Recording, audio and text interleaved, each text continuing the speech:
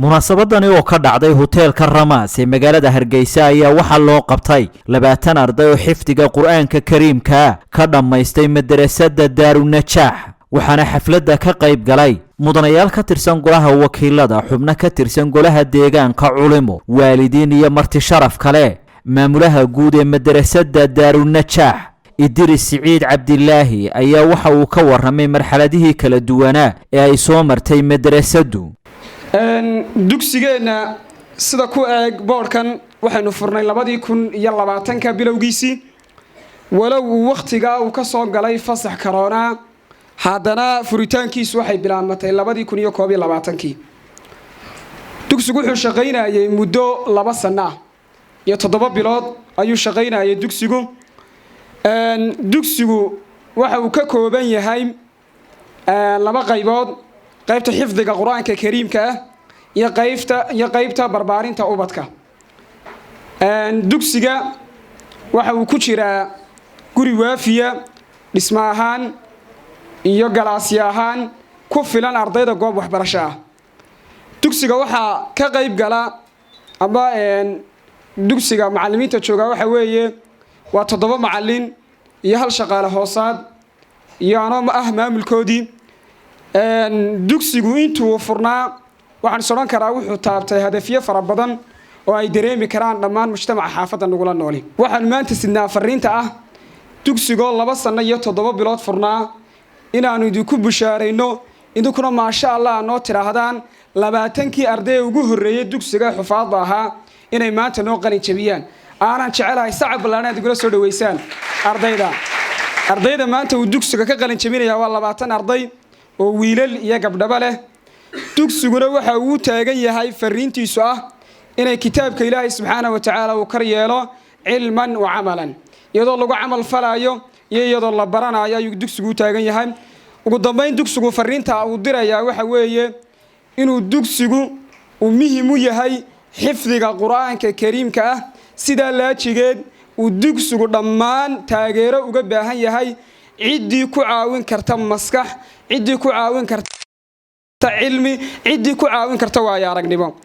Yaasiin Cumar Yare waa xubin ka tirsan golaha deegaanka ee magaalada Hargeysa xildhibaan Jamaal Aadan Diiriye iyo xildhibaan Saciid Sokeeye oo ka tirsan golaha wakiilada ayaa waxay ka hadleen faa'iidada ay leedahay barashada Qur'aanka Kariimka waxaana ardayda ay ku dhiirigeliyeen inay kor u qaadaan fahamkooda diinta Islaamka waxaa mustaqbalkii dalkan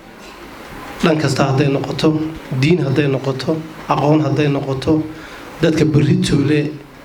hoggaanka qabanaya ee wadankan dhalinyartiisu noqoto ayuu maartay inta badan iyo uu noqdaa horumarkiisuna ka xalin ka rabaa dadaal fara badan runtii waalidka waxaan si gaar ah u dardaaraya moobilada dhibta imka saaka ugu weyn waa moobilun in carruurta moobilka kala dagaalantaan inta kala dagaalan karaysaan waalidiinta waxa leeyahay quraanka carruurta kula dadaalinay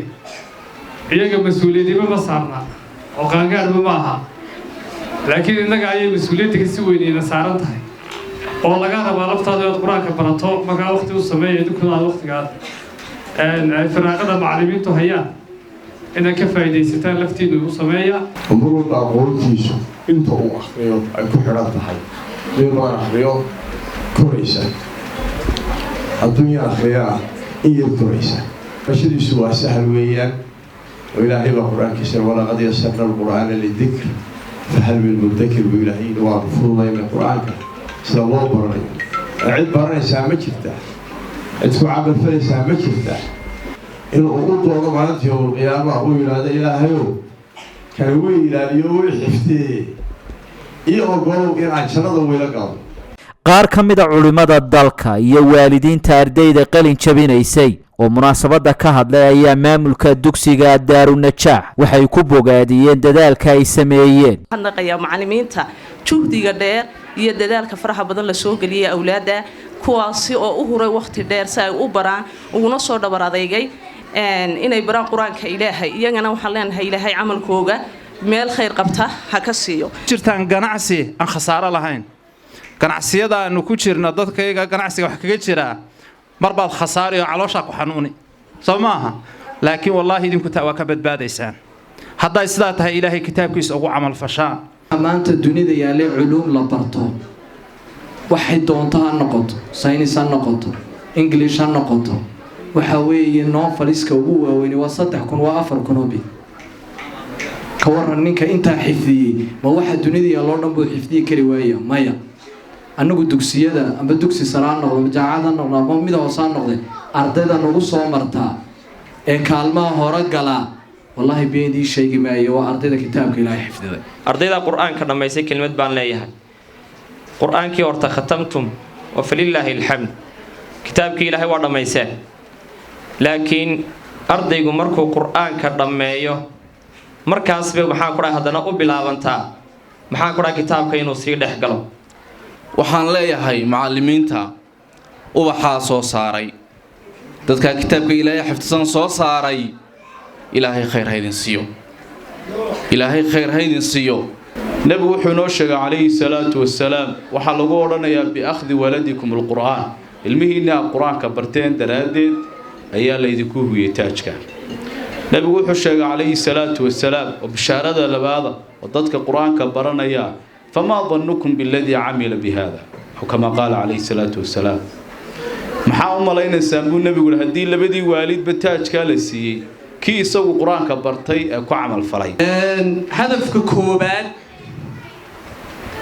walaalkay Idris iyo maartay jiilkiisan kale maartay macallimiinta ay aasaas uga dhigeen madrasada waxa kamida inay soo saarto jiil sida quraankii سيدا وسيدا علما وعملا علمي ما أنت ولا يدين بري عمل كينا ولا يدين كسوجيا هدي تهين مارتي أرضي دا قراءة حفظي شيخ إدريس نوح الله هاي الله مدرسة دا هكذا تي تشيل عصب قروح بدن صوص صارته ugu dambeynna waxa munaasabada shahaadooyin lagu siiyay 20 arday ee ka qalin jabiyay xifdiga quraanka kariimka واو واسبوعك يسوي في عيسى صاحبي ما تكيش سما ما شاء الله صح ما عاد وش بصي waxaan ku shubtay xilmo furan $10 baad ku shuban kartaa 5 baad ku shuban kartaa 5 iyo 10 baad ku shuban kartaa 20 baad ku shuban kartaa